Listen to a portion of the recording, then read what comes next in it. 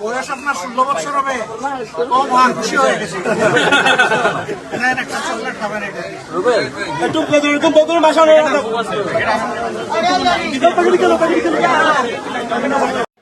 দর্শক, এসিম ফরহাদের জন্মস্থান লোহাগড়ায়, সেখানে বন্যা দুর্গত ও ভূমি দোষে যে অসহায় মানুষ, তাদের খোঁজ খবর নিতে কিন্তু হাঁটু পানিতে নেমে এসিম ফরহাদের সাথে সেই এলাকা পরিদর্শন করছেন জামায়াতের আমির ডক্টর শফিকুর রহমান।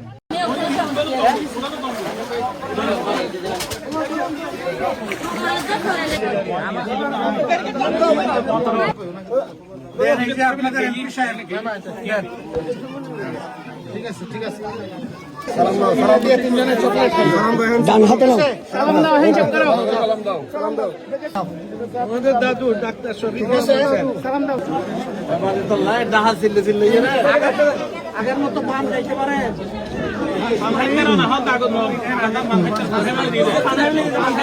বাঁশখালীর লক্ষ মানুষ পানিবন্দী, এই বিষয়টি আমির জামাতের নজরে আসলে এবং সংসদ উত্থাপন করলে সাথে সাথে রেসপন্স করে বলেছেন আপনার এলাকার অবস্থা কেমন। আমির জামাত খুবই খারাপ।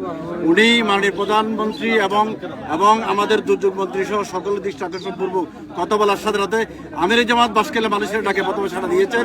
এজন্য বাঁশখালীর লক্ষ লক্ষ মানুষের পক্ষ থেকে আমির জামাতের প্রতি অশেষ কৃতজ্ঞতা।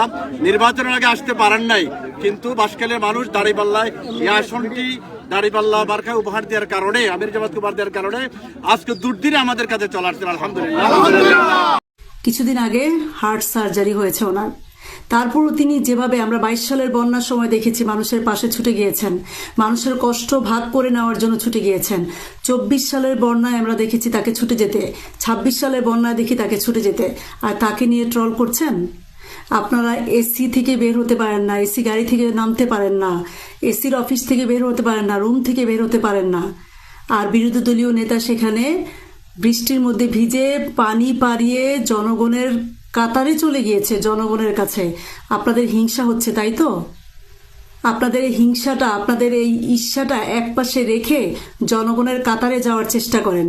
এই ট্রল করলে ওই এলাকার বন্যা দুর্গস্ত মানুষের কোনো লাভ হবে না, বরং আপনাদের মুখোশ তাদের সামনে খুলছে। কিন্তু আমরা এখন চাই না এসব নিয়ে নোংরা পলিটিক্স কেউ করুক। আমরা চাই জনগণের কাতারে যেতে। আমরা চাই জনপ্রতিনিধিরা মানুষের দুঃখ কষ্টকে নিজেদের দুঃখ কষ্ট মনে করে তাদের কাছে যাবে। পারলে সেটা করেন, আর না হলে এইসব ট্রল করা এইসব বাদ দেন। আসসালামু আলাইকুম রহমতুল্লাহ। সুপ্রিয় দর্শক, আমির জামাত ডাক্তার শফিকুর রহমানের বন্যার যে ত্রাণ দিচ্ছিলেন সেই ত্রাণের ছবি নিয়ে তারা এডিট করে ধরা খেয়েছে। এআই দিয়ে এডিট করে আমির জামাতের পায়জামাটা হাঁটুর উপরে দিয়েছে, দিয়ে তারা বলতেছে যে দেখেন জিন্দাউলি সাদা শকুন পাকিস্তান থেকে ভেসে এসেছে, মানে অনেক কিছু আমির জামাতের বিরুদ্ধে তারা এইভাবে প্রোপাগান্ডা চালাচ্ছে। কিন্তু তারা কিন্তু ধরা খেয়ে গেছে। আপনারা স্ক্রিনে দেখতে পাচ্ছেন যে রিউমার স্ক্যানার এটা কিন্তু বের করে ফেলেছে যে আসলে আমির জামাত হাঁটুর উপরে কোনো কাপড়ে তোলেননি, এরা এটা এডিট করে এইভাবে ছড়িয়ে দিয়েছে। আবার অনেকে দেখলাম যে চরমনায় পীরেরও এটা এডিট করে ছেড়ে দিয়েছে। এটা এখন এডিট না সত্য জানি না, আমি এটা 100% বলতে পারতেছি না, অনেকে এগুলোও দিয়েছে। তো এটা কোনো বিষয় না রে ভাই। বিষয় হচ্ছে যে চট্টগ্রামের মানুষ পানিবন্দী হয়ে গেছে, সেখানে সরাসরি যেতে হবে, সরাসরি গিয়ে ত্রাণ দেওয়া লাগবে। সেটা অন্য কোনো দলের নেতাকর্মী কেউ করতে পারেনি, জামাতে ইসলামী ছাড়া এবং আমির ছাড়া। আবার আমির জামাতকে একটা চিকুন গলি দেওয়া যাওয়ার সময় দুইজনে একটু হাতে ধরেছে, এখন তারা এটা নিয়েও টল করতেছে যে লোকটা নিজে হাঁটতে পারে না সে আবার ত্রাণ দিতে গেছে, এই সে হ্যান ত্যান অনেক কিছু। তো এটা কোনো ট্রল করার কোনো বিষয় হলো? আপনারা ভালো কাজকে সাধুবাদ জানান না কেন? আপনারা এটা নিয়ে কেন ট্রল করতেছেন আমি বুঝি না। আমরা দেখলাম যে ওই বান্দরবনের যে এমপি, সে তো পানিতে নামেনি, সে ভেলায় ভেসে বন্যা দুর্গত মানুষকে দেখতে গেছে। আপনারা স্ক্রিনে দেখেন। আমির জামাতকে নিয়ে ট্রল করা সহজ, কিন্তু তার মতো মানবিক হওয়া কঠিন। বাঁশের ভেলায় চড়ে বান্দরবনে বন্যা পরিস্থিতি পর্যবেক্ষণ করছেন বান্দরবন জেলা বিএনপির আহ্বায়ক ও বিএনপির দলীয় সংসদ সদস্য রাজপুত্র পাচিংপুচেরি এমপি। বিরোধী দলের নেতা ডাক্তার শফিকুর রহমান পানিতে নেমে বন্যায় ক্ষতিগ্রস্ত জনগণের সাথে দেখা করার পরে বিএনপির অন্যান্য দলের ভাইয়েরা যে ট্রল করেছিল তারা দেখবেন এই ভিডিও। তো আপনারা স্ক্রিনে দেখলেন যে একটা ভেলায় চড়ে তিনি বন্যা দুর্গত মানুষকে দেখতে, তারপরও গিয়েছে, অন্যান্য আরা তো যায়নি, শুধু ট্রল করতেছে। ভেলায় চড়ে গেলেও তারপর দেখতে গিয়েছে। আরেকজন ও হচ্ছে হাটহাজারির যে যিনি দেখলাম তিনি আবার উমরাতে গেছেন। এইরকম বন্যা পরিস্থিতি রেখে তিনি উমরায় গেছে। আবার কোনো কোনো সূত্র বলতেছে তিনি দুবাই বেড়াতে গেছেন। এই সময় দুবাই বেড়াতে যাবেন আপনি? আপনাদের জনগণ ভোট দিছে, আমার তো এটা মানে সন্দেহ হয়।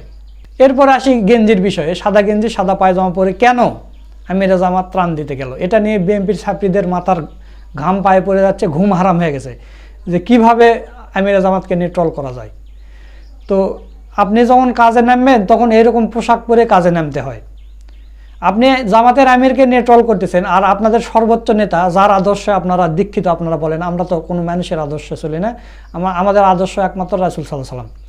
তো আপনারা যার আদর্শে চলেন, আপনারা স্ক্রিনে দেখতে পাচ্ছেন শহীদ জিয়াউর রহমান, তিনি যখন কোদাল মারতেন, তিনি যখন কাজ করতেন, তখন তিনি কি পোশাক পরে থাকতেন আপনারা স্ক্রিনে দেখতে পাচ্ছেন। তিনিও কিন্তু এরকম সাদা গেঞ্জি, মাথায় টুপি, প্যান্ট পরে থাকতেন। তো আমিরে জামাত সেখানে সাদা পায়জামা পরেছেন, যেহেতু তিনি একজন আলেম মানুষ, হুজুর মানুষ।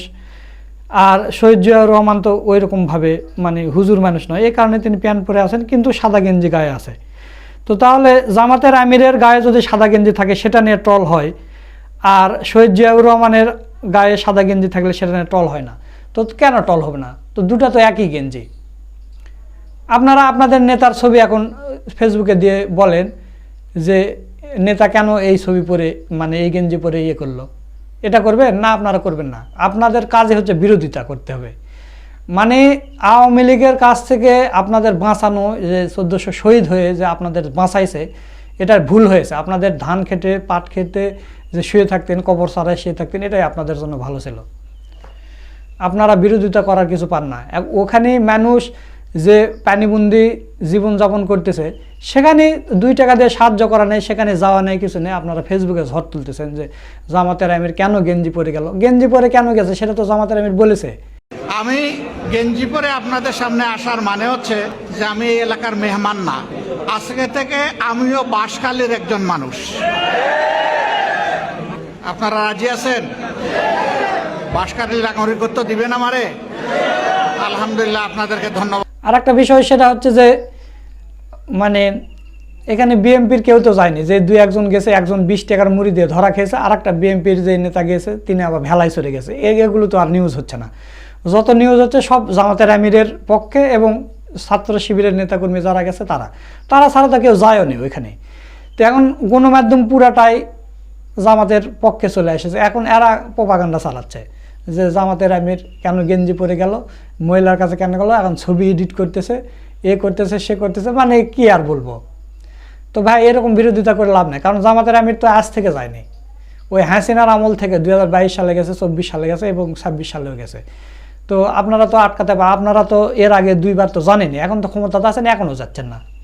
আপনাদের নেতারা ভেলায় চলে যায়, আবার কোন নেতা কম্পিউটারে দেখে কোথায় কি হচ্ছে, আবার ওই এলাকার নেতারা উমরা হজে যায়, বন্যাগত দুর্গত মানুষকে রেখে উমরা করতে গেছে, কাবা শরীফে গেছে দোয়া করতে, আল্লাহ বন্যার পানি সরিয়ে দেন। তো এই হলো ব্যাপার। তো দর্শক, আপনারা দেখলেন যে রিউমার স্ক্যানার কিন্তু এটা বের করেছে, এরা এটা মিথ্যা ফটো এডিট করছে, কারণ জামাতের আমিরের বিরুদ্ধে এত পরিমাণ মিথ্যাচার এই কয়েক মাসে হয়েছে, এত পরিমাণ ফটো এডিট করা হয়েছে যা কল্পনার বাইরে। তো এগুলো করেও জামাতের অগ্রগতি আপনারা থামাতে পারবেন না। গতকালকে আমিরে জামাত সেই চট্টগ্রাম থেকে উড়ে চলে গেছে আবার রংপুরে গিয়ে তিনি মহাসমাবেশে যোগ দিয়েছেন, এবং তার আগে থেকে 11 দলীয় জোটের এই সমাবেশে নাকি শরিক দলেরা নেই, এর প্রোপাগান্ডা চালাচ্ছে। তারপরেও মানুষ বৃষ্টিতে ভিজে সমাবেশ সফল করেছে। অন্যান্য কোনো দলের আপনি দেখেন বিরিয়ানি দিয়ে, সিঙ্গারা দিয়ে নিয়ে এসেও আপনি লোক আটকাতে পারেন না, কিন্তু জামাতে ইসলামের 11 দলের যে সমাবেশটা কালকে হয়েছে রংপুরে, বৃষ্টিতে ভিজে একটা মানুষ উঠে যায়নি। চিন্তা করতে পারেন? তো সেখানে গিয়ে আমিরে জামাত সফল একটা সমাবেশ করেছে, সমাপ্তি করেছে। তো দর্শক, সব মিলে আজকের এই ভিডিওটা আপনাদের কাছে কেমন লেগেছে? যদি ভালো লাগে ভিডিওটা শেয়ার করবেন। সকলকে ধন্যবাদ। আসসালামু আলাইকুম ওয়া রাহমাতুল্লাহ।